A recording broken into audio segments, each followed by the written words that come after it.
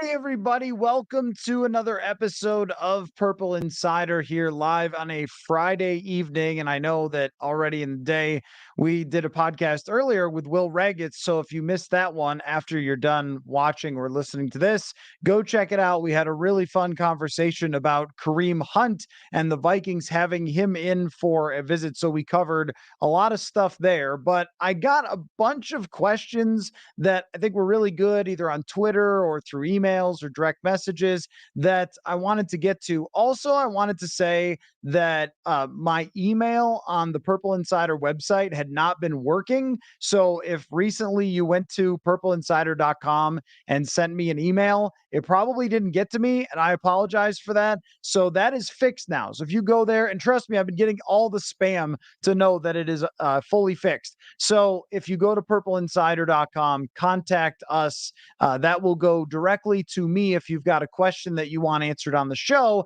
And what I want to do with questions that I get through emails or DMs is sprinkle them into the top of the show and then get to chatting with all of you. So I've gathered a handful that caught my eye, and then we can get into all of your questions as we always do on these evening chats. So welcome in, sit back and enjoy another show here as we're one preseason game in. We've got the Titans coming to town next week, but tomorrow the Vikings are back, but it's just a walkthrough. So I'm not going to do a show tomorrow night because there won't be anything new from practice to report. Unless there's a major injury or they sign Kareem Hunt, then okay, then we'll do it. But if there's no major news story, it'll be Sunday night will be the next live broadcast. So make sure you tune in then after practice. And of course, it's just going to be another crazy week at Vikings camp with lots of battles going on. So let me get into a few of these questions and then your questions and react to these answers as well. And then we'll get rolling here. So I'm going to start off with, I got this message from John via Twitter DM. Says, am I being too positive, or does this defense have the young bones to be very good in a couple of seasons? What I would say is that really depends on a couple of things. I mean, it depends, first of all, on whether any of those young bones become good. I mean, we saw last night Caleb Evans and Mekhi Blackman, I think, are their most promising young players. Byron Murphy Jr. is only 25 years old. So he definitely qualifies as players who are young slash in their prime. But if neither of those guys hit, Andrew Booth Jr. is not trending in the right direction. I mean, Cam Bynum, I think, is probably a guy who doesn't have a much higher ceiling. Josh Metellus might, but I think he's really good in the role that they're trying to fit him in. And then the results so far, not all that positive on Lewis Cine. Now it could change in the future. He's got a long way to go, but that could change. It's just hard to look into the crystal ball and say, well, yes, because they're young, that means that they will be good. I mean, in 2020, we dealt with this same kind of thing where it was everyone got excited about Holton Hill and they drafted two cornerbacks. And we went, okay, like here comes this young group that Mike Zimmer is going to coach up. And he drafted corners, so he knows what he's doing. And it just didn't work out. So that is hard to project. I do like some of the early returns. And I think that the idea of drafting young players in the secondary and trying to develop them all together as a group, because I think secondary chemistry does matter. So you draft a bunch of them in a couple of classes. You try to hit on a couple of second, third, and fourth rounders like Tampa Bay did when they went to the Super Bowl with a pretty good defense. And all of a sudden you've got something, but they have to hit. And again, I like what I see from a Caleb Evans. I am a little more like wait and see on Mekhi Blackman, but I think he's physical and smart, and I think he tracks wide receivers pretty well. And I really like how Byron Murphy Jr. fits in. So you might have something to grow with in the secondary. And with Ivan Pace, everyone's getting excited about him. There's a young linebacker. We'll see where it goes with Brian Asamoah. Not really clear yet for either one of those guys who's going to have the job, what that's going to look like. But again, youth that's intriguing in the back seven. But the front four is where I have many more questions, because we don't know what Danielle Hunter's future is, and he's not young. And they really have no one else that's young on the front, on the defensive line. I mean, Dean Lowry, Harrison Phillips, Kyrus Tonga is young-ish, so he could develop. He could be a player for them for quite a long time if they like what they see. But I mean, even Marcus Davenport, he could be a guy over the next few years that plays for them, but he's going to be 27 years old. So he's not really super young. He could be into the future if they like what they see. So I think a lot of it rests on the secondary guys and do they develop, but then also how do they replace these older players if it is Danielle Hunter going, but even someone like Dean Lowry will not be here over many years. Marcus Davenport, I guess we'll see. How do they start to get a wave of young players into the defensive line to rush the passer? Because right now they don't really have a youth movement on the defensive line. We've only seen a little bit of Patrick Jones. DJ Wanham is probably far enough into his career to where we know what he is. And then question marks. I liked Luigi Villain last night, but I don't know if that's a thing or not. So I think the answer is kind of yes, with some question marks, a lot of question marks to where this goes in the future. This one comes from Andrew. Who is your Kyle Sloter Memorial most overhyped player of Vikings preseason and camp this year? Oh, that's a good question. I don't know if maybe that we need more time to emerge someone to be that guy. I know what you mean, that every year it seems like the Alexander Hollins Memorial Award, it could be as well, where there's one player that the fans kind of gravitate to, that we talk up in practice, and then it ultimately just sort of fizzles out and there's nothing there. That player would have been Ivan Pace, and it might be. It might be. There's still a month to go. If Ivan Pace all of a sudden just loses all of his snaps and he's not taking first team and he's third team reps and he gets cut, but that would be pretty surprising based on how he's played so far and how quickly he ascended. I don't know. That's really hard to see if he ended up just being pure hype. Aside from that, I don't know that we've really, I mean, Jordan Addison is very much deserving of the hype, being a first round pick. So you suspect that that's going somewhere. Could it be Ty Chandler if they sign Kareem Hunt and Chandler ends up with 200 yards rushing? Maybe. He was probably that guy last year where we hyped him a lot because of 100 and whatever number of yards he gained on a handful of carries and then didn't make any impact in the regular season. So far, I'm having trouble finding a candidate that has been overhyped. I guess at the very start, we were saying, hey, Joanne Williams is taking first team reps. Maybe they found something here. But then he did make a nice play last night. He could be depth. I don't know if we ever had higher expectations than that. Anyway, this might be a camp where we don't have one, but there's still 2 preseason games to go. Last year was T.Y. McGill. The guy sacked the heck out of everybody in that one preseason game and then got cut. So let's give it time. Let's give it time. I don't think we've got one yet. This one from Red and Purple 77 asked, Ivan Pace Jr. didn't grade well by PFF versus Seattle. What am I missing? So I looked into this. His PFF grade, and his overall grade was not all that good. But one of the things about a small sample size linebacker grade is that one bad play or 2 bad plays can bring down that grade significantly, even when they did a lot of good things during a game. And he got a penalty in the game. And I'm going to tell you the truth. I don't even remember what happened on the penalty, but PFF tends to hammer players for getting penalties. So this used to happen with Xavier Rhodes, where we would look at the PFF grades in 2017 and go, what the heck? Xavier Rhodes is the best corner in the league this year. Why isn't he grading well? Because we don't really process the penalties the same way. We almost look at them as more bad luck, getting caught grabbing, than it is something we should grade against. But from their perspective, they grade those pretty harshly. So that brought down his grade. And this just tells you about how small of a sample size these things are, is he allowed 1 reception in coverage. But if on the play, and I don't remember what it looked like right offhand, but if on the play he overran something or whatever, they might take some points off for 1 bad play.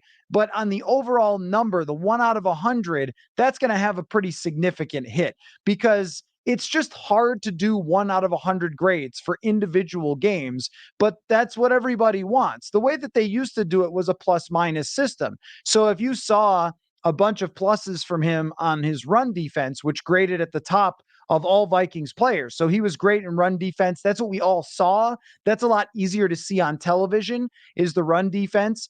But if he made one bad play, it's going to bring down that 100 grade when maybe it was only one or two minuses. But two minuses in a tiny sample where you play basically half the game is going to be a hit. So the point is just that when you're dealing with linebackers, corners, safeties that have very few plays that actually involve them, I would say grain of salt for a preseason game like that.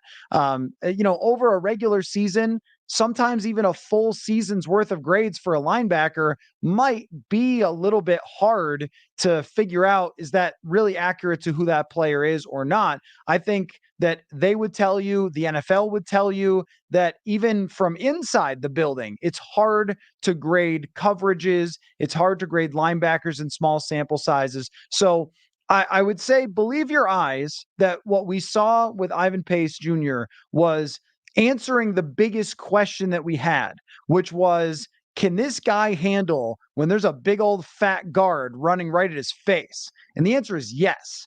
And I think that matters more to the evaluation than a penalty or than one reception that he gave up into his coverage. So I think that kind of explains it. And it's just, don't use a PFF grade from a single preseason game to tell you the whole truth. Like, no, we don't do that with any stat. We don't do that with tackles.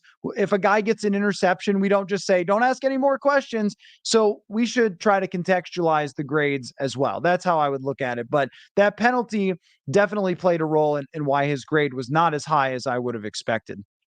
From Dr. Mr. E, I feel like it's worth a conversation about how good of a fit Danielle Hunter is with a 3-4 scheme. Yeah, if we actually in this world of the NFL played the old school 3-4, then I think, yeah, but this is just a pass rusher. And this is exactly what Brian Flores has said. Pass rusher. That's all Danielle Hunter is. He is not going to be dropping back in coverage. And I know that last year there was a narrative about, well, they had Hunter in coverage a bunch of times. But when you actually go look at the numbers, it was maybe once a game. So that may have happened on one big play that you remember. It's kind of like how we talk about, Kirk Cousins always checks down to the fullback. But I remember checking this, and there were two instances for his entire career as a Viking of him checking down to the fullback on a third down and long, but you definitely remember the one that you saw. And I think it's the same way with, well, Hunter dropped back in coverage once and it went wrong. So I think that happens more than it does. It's not going to happen. And Flores even explained this. He said that there are some pass rush packages where if two guys look like they're going to go at Danielle Hunter to block him, you might drop him back and rush guys from the other side if that's how they're going to approach it. So you have a mismatch or one-on-ones. And so you might see, oh no, he's dropping back. What is Brian Flores doing? But that's actually part of the pass rush package that leads to them getting sacks through blitzes. So it's like a little bit of a convoluted thing. But 98% of the time, Danielle Hunter, regardless of 3-4, 4-3, is just going to run at the quarterback. And Flores has already said he's going to have Danielle Hunter decide whether he's going to stand up or whether he's going to have a hand in the dirt. That's going to be up to him. So it's a great question. But I don't think it's like it was kind of back in the day. But even then, I mean, when Kevin Green was playing for the Pittsburgh Steelers in the mid 90s, was he dropping back in coverage, or Derek Thomas in a 3-4? No, Von Miller more recently, just going after the quarterback. That's what Danielle Hunter's going to do. That works in every scheme. From CJ Johnson 28 on Twitter, I know it's a preseason game, but the Vikings showed a lot under center, 12 personnel, and play action. Has that been a trend during the open camps this year? That's something they clearly want to do. Yes. Now, are they going to do it as much as they did with Nick Mullins the other night? Not if Nick Mullins isn't playing. I mean, I think if Nick Mullins had to play in a game, you would see that all the time, because that's what is probably going to work a little better for him than just being a straight pocket passer. But I think what they want it to be is a changeup. Is last year it was just fastball, fastball, fastball. There was not. It was drop back out of the shotgun, three wide receivers, Kirk's in command. I think what they want is Josh Oliver out there to give them a little more in the run game, give the defense a little more to think about in those play actions, and try to create. I mean, the other night they had some wide open wide receivers on those bootlegs. Those are easy completions that don't take a lot of effort from the quarterback. Gary Kubiak has long believed in them, Kevin Stefanski, and I think that Kevin O'Connell wants them. And I did ask him about this the other day, and that's basically the answer is having this counterpunch is pretty important that they didn't have last year. And I know that McVay has long played out of the 11 personnel, but he has often done this sort of thing, trying to make the run look like the pass. And if you can do that with another big guy in there, that's pretty helpful. So yeah, I think we are going to see a lot more of that. And it does seem like they're practicing it more, but that's hard to really say. Like, did they practice it last year or not? It just stands to reason when you have two tight ends that are very good.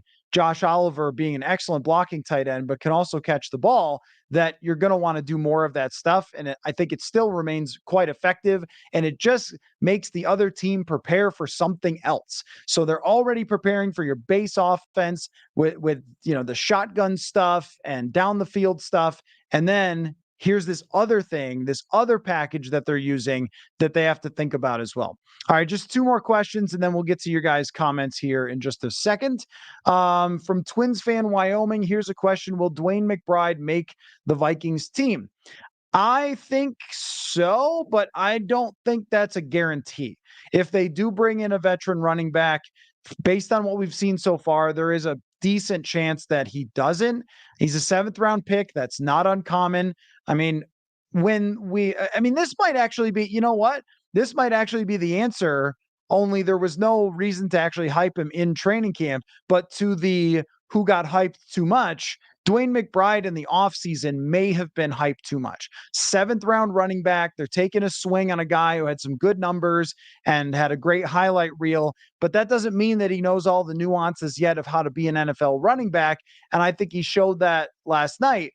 He may be somebody that they put on the practice squad, get a veteran, whether it's Kareem Hunt or someone else, if they don't see what they want to see. And I've got to think that them bringing in Kareem Hunt, even for a look, has to do with the fact that McBride is just not really ready to play in the NFL, which I think was quite evident last night. It's harder to tell with running backs in training camp practice because no one's tackling them. So they can look quick or they can look sturdy, but then once guys start to tackle you, he looked like he was just trying to run through everyone, and that did not happen the same way that it did in college. So if he gets cut and ends up on the practice squad, that's fine. That's very common for seventh rounders, and I wouldn't be shocked. But it, to me, depends on whether they bring in somebody else or not. All right, last one, and then I'll get to your comments from @skol stall. If the Vikings sign Kareem Hunt, you think he'd split carries with Alexander Mattison? Yeah, I do, but I don't think he would split carries in the same way of like 50-50. I think he would split carries sort of like 70-30 or something like that. Maybe Mattison gets 215, and Kareem Hunt gets 75, something like that. That it would be not exactly like a Cook Madison split where it was almost all Cook and then only Madison when Cook was injured. But I don't think it's going to be like your series, his series, back and forth, that kind of thing. I don't think it's going to be like that if they do sign Kareem Hunt. He is, in my mind, the backup to Alexander Mattison that can come in and spell him, but is not going to be a major part of the offense. That's how I would project it right now. That, of course, could change a ton if they sign him, and then we'll see where that goes and we'll see what it looks like. But that would be my expectation right now, is that he is somebody that rotates in, but not as the main guy, and he would be there in case of emergency, in case Madison got hurt. I would still very much project Madison to take the vast majority of the carries. All right, let me get to your guys' comments now. From Bradley, did you watch the Green Bay game? How did Jordan Love look? You guys are going to have to tell me, because I did not. Look, I love football as much as you guys love football, but watching other teams' preseason games is pretty rough because I don't even know who most of these guys are. By the first quarter, they're playing backups. And wasn't Jake Browning starting for the Bengals? I mean, it's just not really worth it unless I'm not doing anything else. So I was watching New York Liberty versus Chicago Sky and getting some things done around the house before this and not watching Jordan Love play. I also don't think that the preseason is going to tell us if Jordan Love is any good or not. And my favorite example, and I don't have the numbers right in my head, but I think that Ryan Leaf absolutely demolished the preseason. I don't think it's ever really been predictive of what a guy's going to do at quarterback in the regular season. So I'm not going to go out of my way to watch Jordan Love and be like, yeah, I think that I could tell by the way he threw that pass, there's something there. Like they're playing vanilla, generic defenses. He should look good. It's going to be about the regular season for me. So, I mean, but if you guys watched, you could tell me what you thought of it. I'm just gonna live my life in a happier place than watching Bengals Packers preseason on a Friday night. I'd rather be talking to you actually than doing that. From Deontay, I'm hearing Pace wore the green dot helmet last night. Is that true? I don't know if that's true or not. By hearing, do you mean like did someone report that? If they did, well then that's probably true. Starting to feel like he's locking the spot down. Well, with Jordan Hicks not playing because he's a veteran, that would make sense that they would have Ivan Pace do that. I feel the same way as you, though, when it comes to the second part of that, that it just seems like this momentum that Pace has gained has put him in a position to be the starter so far. Long way to go still in camp, but that's how it feels. And I tend to spend a lot of time, and I'm sure all of you have noticed this, talking about how important it is to understand what you're supposed to do, where you're supposed to be, really get what the coaches are asking you to do, technique wise, X's and O's wise, to really see the whole picture, right? And I think in that battle, that could be a determining factor because both guys are undersized. Both guys are fast. Asimo is a little faster, probably. So it's going to come down to who gets it better and who is more in command of it. Who could call the defense if he needed to, if Jordan Hicks goes out. And if that player is Ivan Pace, then he's going to play. That's where it stands in my mind right now. But even when I was talking to Will Raggets earlier, he disagreed. He thought that Brian Asamoah, if the season started today, would still be the starter. I don't feel that way, but we don't really know until we see a little more sample size of this offseason. I mean, these joint practices are really going to tell us because if Asamoah is back in, again, not sure about the injury status, but if he's back in next week and when they're practicing against the Titans, but he's exclusively with the second team, it's going to be a pretty clear message that Pace is the guy. And yeah, if he was calling the defense last night, that's another good sign because I think, if I'm not mistaken, he was out there with Troy Reeder, and Reeder has been in the NFL before. So you would think that he would call it unless they really wanted to test Ivan Pace and his knowledge. So, yeah, I mean, I think that everything is going in the right direction. That's why I wanted to address that PFF thing, because sometimes we just take that number and focus on it like too much for a single preseason game. For an offensive lineman, there's usually a bigger sample. So if someone had like 30, 40 snaps and had a good or bad grade, you're pretty safe saying like, okay, did he win or lose his reps? But their linebacker is a little more complicated. And I just want to say, like, you're not wrong for thinking he had a good game last night because they dinged him for a penalty and that brought his grade down. So I did want to bring that up. But that trend seems to be going in the right direction, sort of full force ahead for Ivan Pace.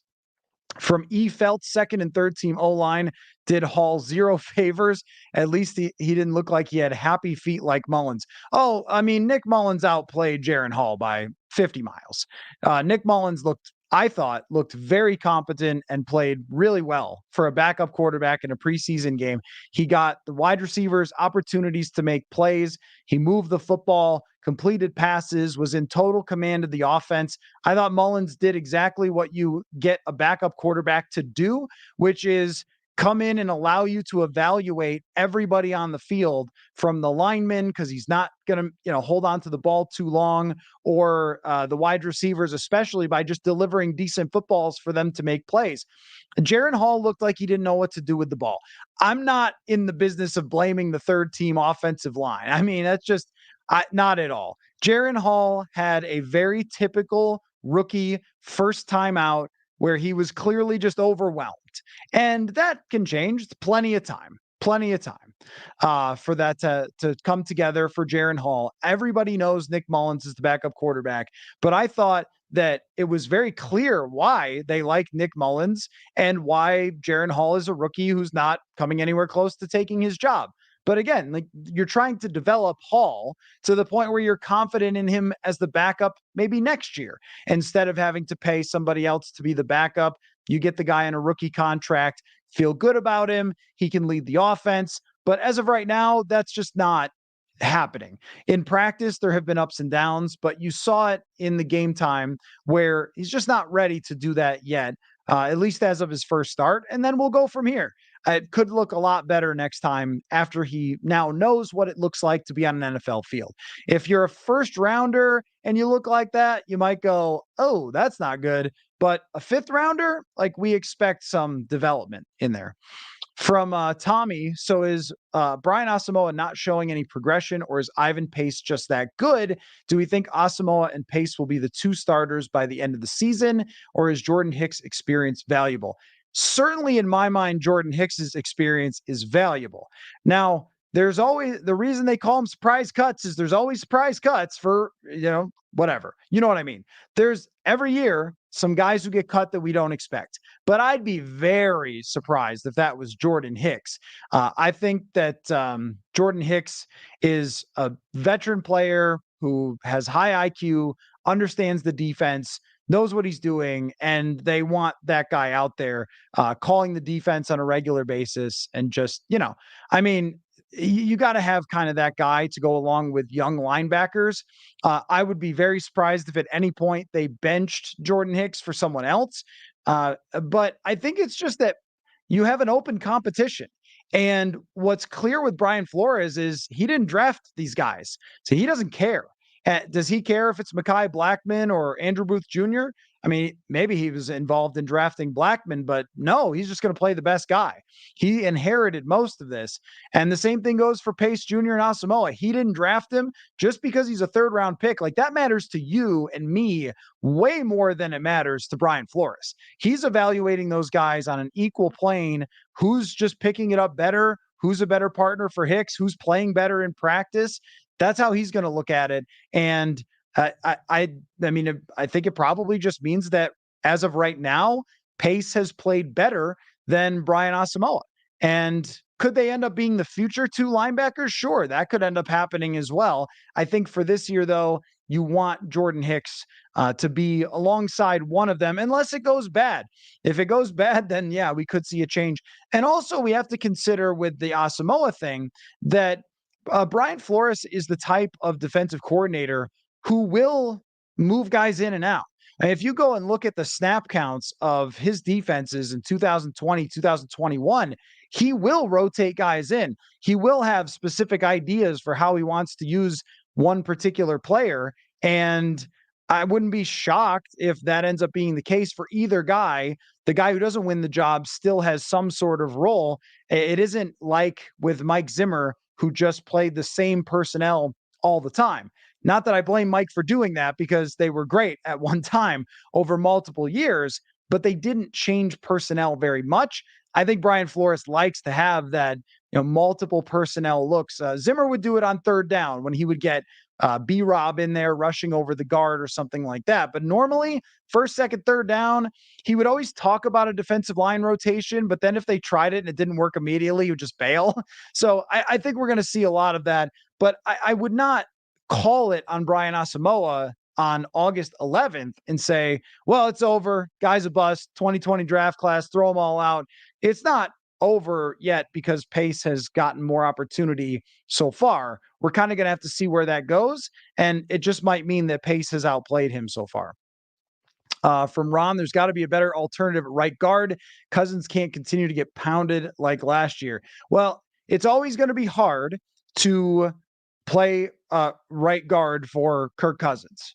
And we've talked about that, but I mean, it's the lack of pocket movement, things like that. Like that's going to be hard because they know exactly where he's going to be. They're going to send pressure. These teams also know how good the tackles are, and they're going to try to get their defensive ends involved in the middle to try to attack weaknesses because they know one-on-one with Christian Darrisaw every rep is maybe not the best strategy. So there's going to be a lot on his plate.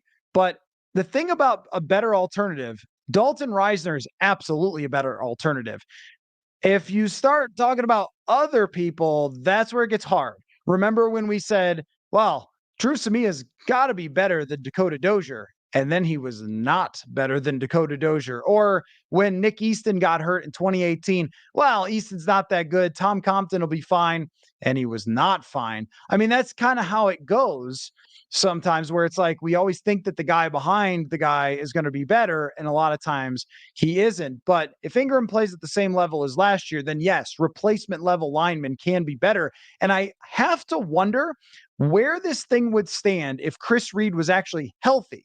Because Chris Reed, I don't know what happened, somehow got hurt between minicamp and training camp and has not practiced at all. I saw him on the side throwing a giant ball in the air. You know, he's got like that thick, weighty ball, and he was throwing it up and down, and he could throw it very high. He's a very strong guy, but that doesn't look like someone who's ready to get back in the fray and ready to compete for that job.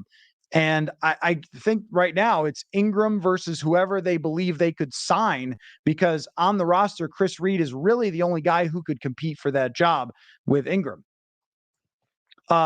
Chris says, how did Ingram's PFF grade look? It was not good. It was not good. It was a 42, I think, in pass blocking, but we're only talking about like 9 pass blocking snaps. Still allowing a pressure versus Seattle's backups, not grading well. It's just not good. It's just not good. Hunter is not an outside linebacker. Our guard play is going to cost this team.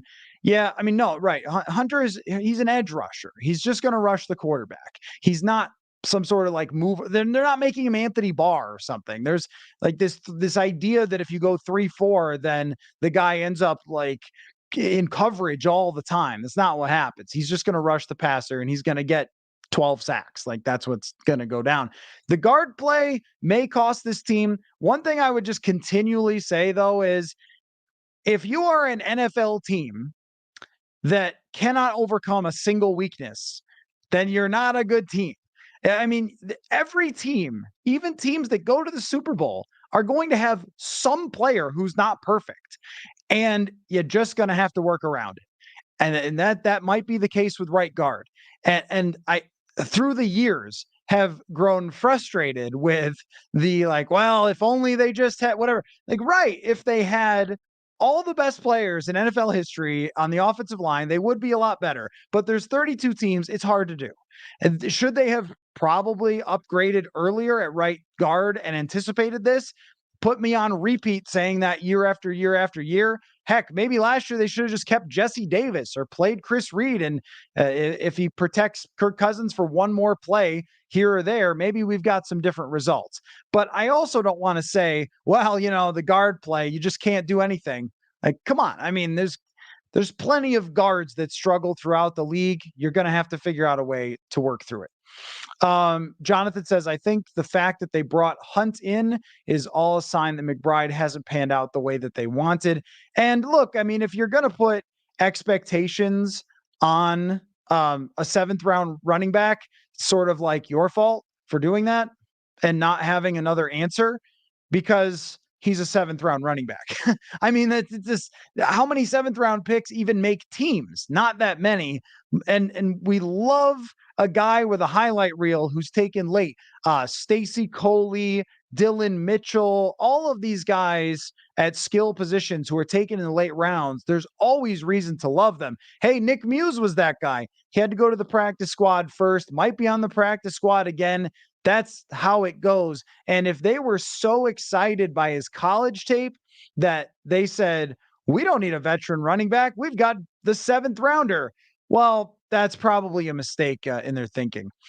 David said, seems like most of Kwesi's picks aren't ready to play in the NFL. Well, I mean, in 2022, yeah, the 2022 class, but the 2023 class is been the total opposite. I mean, both of the first two picks are starting. And then Jaquelin Roy has been good. He didn't play because he was beat up. And I'm not sure what happened there or when he's going to be back, but he's been good. And then Ivan Pace is part of that draft class as an undrafted free agent. Also, a Caleb Evans was playing last year. I think they would have wanted him to play more, and now he's starting. We shouldn't leave him out when we talk about the draft classes. That's been a good find so far. So I think that there seems to be a lot of focus, and reasonably so, on the 2022 draft class because there was a lot to question right off the bat. And so I think a lot of us, including myself to some extent, questioned the decisions on draft day in 2022 and are quick to jump up and say, see, I told you shouldn't have taken that guard. I told you shouldn't have taken that injured corner. I told you shouldn't have taken the safety. You should have just drafted Jamison Williams or, Kyle Hamilton or whatever. And all of that is fair because at the time you could see some of this stuff coming, but we can't make these broad statements and ignore that the first round receiver looks like a monster. I mean, right? So anyway, the question that I asked in the headline was, are you more or less confident? And David says less confident after last night. Depth looks like it's going to be a problem. In the first part of the game, so I don't disagree on this, but the first part of the game is the depth. The second part of the game is players who don't play here. Like, this has to be clear, right? So the first half of the game is your backup quarterback, your backup offensive line, which was a struggle, always will be, your backup tight ends, your backup wide receivers aside from Jordan Addison, your backup running back, Ty Chandler on the defensive side, backup D-line, you have your starting corners, but that was about it. And Metellus got in and Cam Bynum, but that was the depth. And at the beginning of the game, they played pretty well. So I guess I wouldn't look at the depth and say they were the problem. It's where they got crushed was the guys who won't be making the team for the most part. I still don't disagree with you that one layer down at a lot of positions, and you're talking about a USFL or XFL caliber player. I mean, you go one layer down at starting corner and you're at Juwan Williams, who was let go by the Patriots after not making it as a second round pick. You go one layer down at linebacker, and I'm not sure. Is it Asamoah? Is it Pace? Or is it, whatever, Troy Dye? Like, that's not really what you're looking for. One layer down at defensive line, and it's Asazia Tomowo, who, showed a little, and Luigi Villain, who's a preseason hero. And yeah, I mean, I don't disagree with you that at most positions there isn't a lot of depth outside. The wide receiver room is just very good. But I think that the players who are that depth, for the most part, had a decent night against Seattle, the ones who are going to be on this team. That's what I would say. Jonathan says, I watched a few drives and Jordan Love struggled, but had some shining moments. I think he could be a decent starter, but don't see him as a superstar. It's hard. It's really hard with Jordan Love because you probably would say the same thing about like Jalen Hurts. And a lot of it depends on just how much, like that last year, going into last year. Well, I think he could be a good starter. He's probably never going to be a superstar. And then all of a sudden he took off under the right circumstances. Are the circumstances right for Jordan Love with his receivers? That I'm not really convinced yet. But I would also say that Jordan Love had enough talent to be a first round pick and has the arm and athleticism to be a really good player.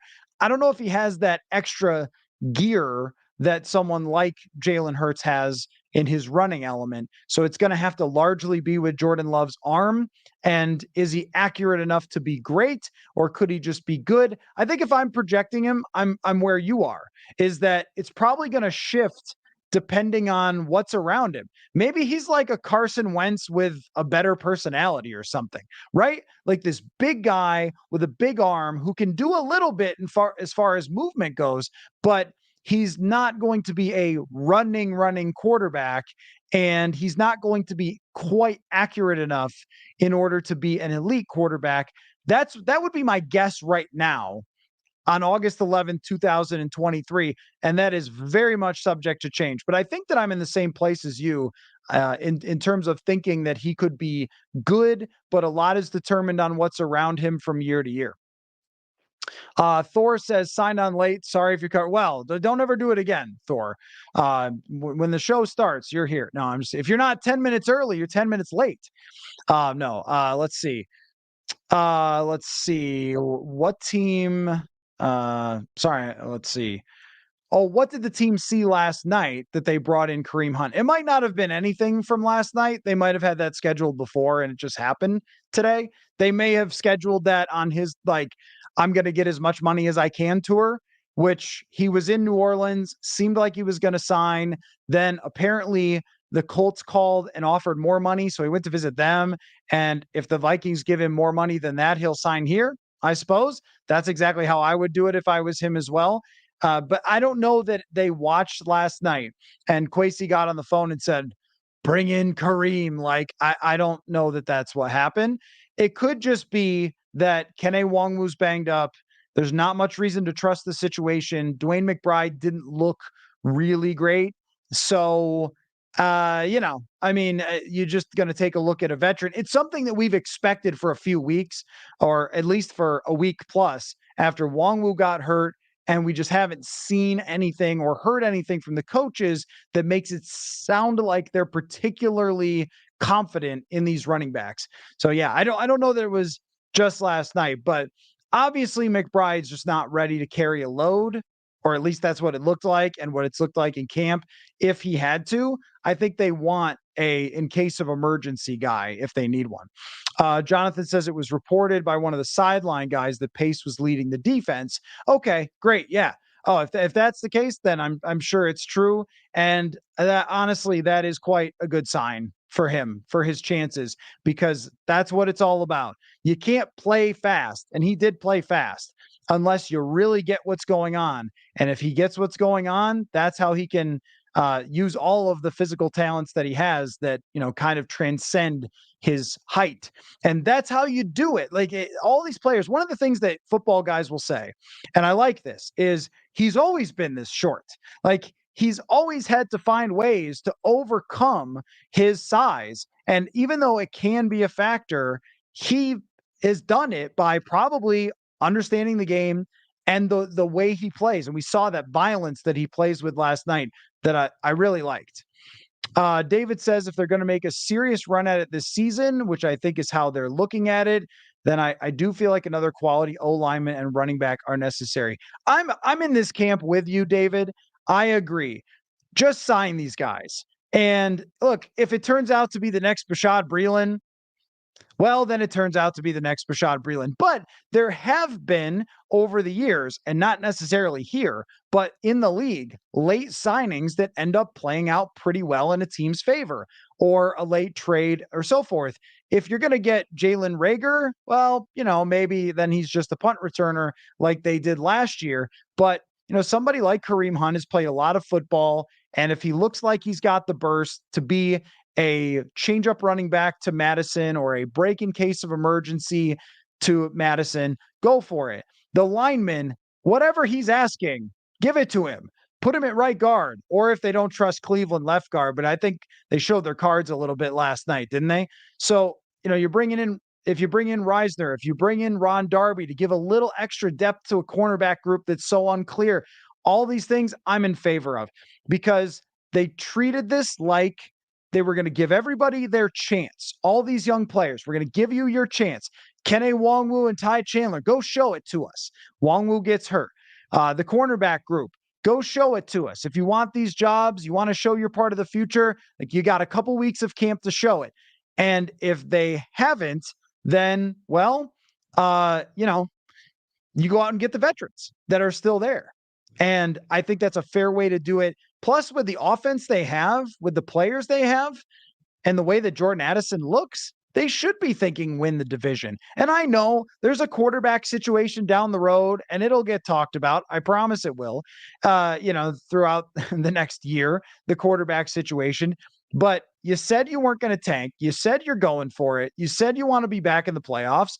Well, these guys can help you get there and you should take a shot at them. And I'm sure that it's not going to be all that expensive. Let's see. Mullins looks solid. He managed the game very well, got through his pass progressions quickly. Only issue I saw was a few underthrown balls. Yeah, that's because he doesn't have an arm. You're right. Yeah, you're definitely right. But a guy like that matters because the last few years, they have not had a quarterback that they could put in preseason games to even evaluate their wide receivers. I mean, Sean Mannion and Kellen Mond struggled so much. How do you even give your guys work at that point? I always, you guys know this. I always want to give a lot of credit to players like Nick Mullins because look at Zach Wilson. Look at the talents that come through this league sometimes and completely fail. And Nick Mullins, through sheer understanding of football, hard work, accepting of his role, doing everything he can to be that guy, is here. And his role is something. It's important. I mean, to be able to see if Jordan Addison can make some catches, to give Nick Muse a shot to make a play, to get Jalen Reagor and Brandon Powell involved, those footballs were just not getting thrown the last few off seasons. And then on a weekly basis, backup quarterbacks are a big part of preparing for the opposing team. And I think a guy like Nick Mullins really does his job. So I want to always give some appreciation to somebody who can step in and do what they're supposed to do. And I thought that he did that last night. Thor said, if you had to guess, are we going into the regular season with the current interior O-line? Yeah, I think so. I mean, it all depends on whether they sign Reisner or somebody else, but it's not like there's anyone behind him that can compete. And that's the reality. So I think that they probably will just have to grin and bear it with Ingram and hope he takes a step forward. I would say that through this point last year, go back and listen to our podcast from last year. We're probably talking about whether Chris Reed is going to win the center job. I mean, it was a very bad start to training camp last year for Garrett Bradbury and even Kevin O'Connell. Remember this last year was kind of saying, yeah, there's competition there.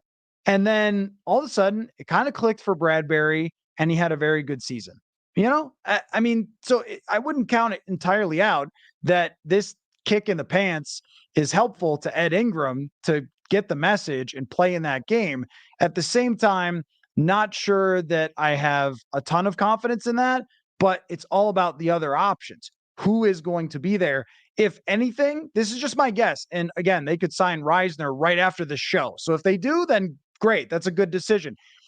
If I had to guess, I think the way it'll go is Ingram will play to start the season. Chris Reed will get back from his injury and be the backup.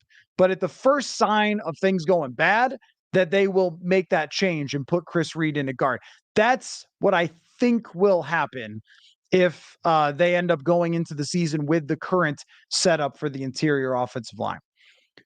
Thor says, can we go 3 in the backfield, running back, fullback, flanker to help block and support the interior offensive line? Yeah, I mean, do you think that Kevin O'Connell, pass first former quarterback, is going for that? No, they're just going to have to block. That's how it is. And you're going to have to get the ball out quickly as well. Maybe the play action stuff and having Josh Oliver as a part of this will help, because I think that it was helpful in those years where they had like Josh Klein and Dakota Dozier to have those bootlegs and play actions and a significant running game to not get Kirk Cousins crushed. And to show you how much it matters, the play calling and the scheme. I mean, I can pull this up for you guys right now, just how much it makes a difference how you go about your offense and whether you can protect the quarterback from getting too many sacks. In 2021, Kirk was sacked 28 times. And last year it was 46. I mean, so they want to have these like long drop backs, developing routes and things like that. And I know that the pass attempts were higher, but still, that's way more sacks. And it's a sack percentage of a huge jump in sack percentage. But in 2018 and 2019, his sack percentage was lower, especially 2019. It was way lower than last year because they were running a lot of the bootleg stuff with Kevin Stefanski. So there are things that can be done to limit that pressure a little bit more. And I think that Kevin O'Connell has an idea for that to get in multiple tight ends a little bit more often. Let's see. Let's see. How about Asamoah Pace duo replacing Hicks? It's possible. It's possible. I just think that it's more likely that Jordan Hicks is just the starter alongside one of those guys. But if they do that, will anybody be mad? I mean, I have the ultimate respect for Jordan Hicks. He's a great pro. But if they decide that they're just in a place where they want the young linebackers to play instead, anybody be upset? Not really. I don't think so, because that's kind of where that team is at right now.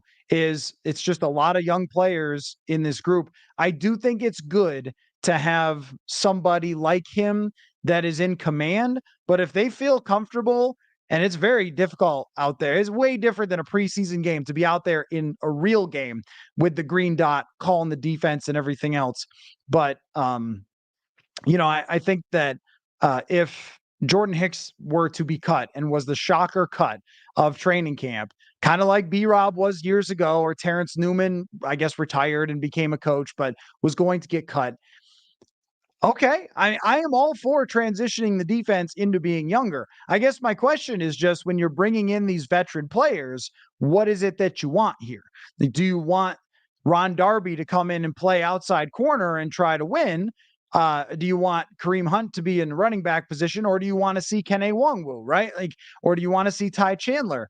Are they, when they talk about threading this competitive rebuild needle, they have been good so far in training camp, to the point where I think you could compete for a division. So why would you kind of shift over to all unproven players at that point?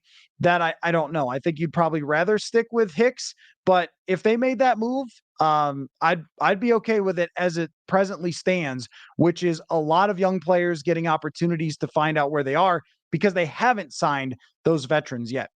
You are right, Steve, that Kwesi's 2022 draft class is not looking good so far. And there is a question about how long do we give to decide? I think that anybody who says 3 years on a draft class is probably right. In my experience, I would say that we should be seeing better signs by right now of a draft class by year 2, but I'm always willing to give it a little bit longer, especially when it was a catastrophic injury for Lewis Cine. I didn't like how he looked last night. He graded as the worst run defender. That makes sense to me. That was something I felt like you could really see on TV, just how guys were attacking in the run. But I don't want to call it yet. It's just right now, the first 4 picks, is it 4 or 3? Not looking particularly good. And Caleb Evans is sort of the saving grace. And then the 2023 class is the exact opposite, where you have lots of guys looking like they're going to contribute. And that we're just going to relitigate that 2022 draft over and over and over, I think. But that's kind of what drafting is in the NFL is. And that was another question somebody sent me, was like, is this evidence of how random drafting is? And my answer is like 75% yes. It's also, don't maybe reach on a guard like that in the second round, because you're kind of asking for it. Like, every one of these players had the talent to become good, but you were kind of asking for it or risking it. Like, think about it this way. If you don't draft Kyle Hamilton and you draft Lewis Cine when the whole league decided that they didn't want him as a first round pick and they let you take him at 32nd, okay, you are probably reducing your odds by what percentage? Well, top 15 is usually where the Hall of Famers come from. And once you get past that, there's a pretty big drop off. That was my contention. So we can question that decision to trade down when they didn't get a first round draft pick. But what are we talking about in odds that Kyle Hamilton or Jameson Williams were great versus Lewis Cine? Some teams had Lewis Cine high on their draft boards. Are we talking about maybe 40% chance Kyle Hamilton would become a great player versus 30% Lewis Cine? Like, this is what they would have added up. So even when we question it, there's still a part of me that says, okay, but if Lewis Cine was crushing it right now, we would be singing a whole different tune. So, that is definitely the randomness. So I kind of go back and forth between certainly worth observing that the 2022 class is not crushing it when a lot of them had opportunities or have opportunities and still do over the next month. But also, there's another part of me that says this is why every year during the draft, I talk about how the randomness exists right in the draft, because one year you're a fool, the next year you're a genius. That's the draft life. Let's see. Higher impact potential signing duo of Kareem Hunt, Dalton Reisner, or Linval Joseph, Jadeveon Clowney. I did see that Linval put it out on Instagram that he wants to continue playing, and I did think, maybe that's not a bad idea. Linval is one of my favorite players to cover. He is just one of the nicest people that you'll ever run across and has a huge heart. He's always been one of the most beloved guys in the locker room, and I think could probably still be effective, but maybe only like 500 snaps. I don't think that he could be effective far beyond that. Would I be against signing 2 defensive linemen based on what we've seen at this moment? No. I mean, you've already got a veteran defensive line anyway. Why not get a little bit more of a rotation? You guys will have an easy time convincing me to sign people, because a lot of them, you're talking about 1-year contracts, low commitment, probably not very high dollars.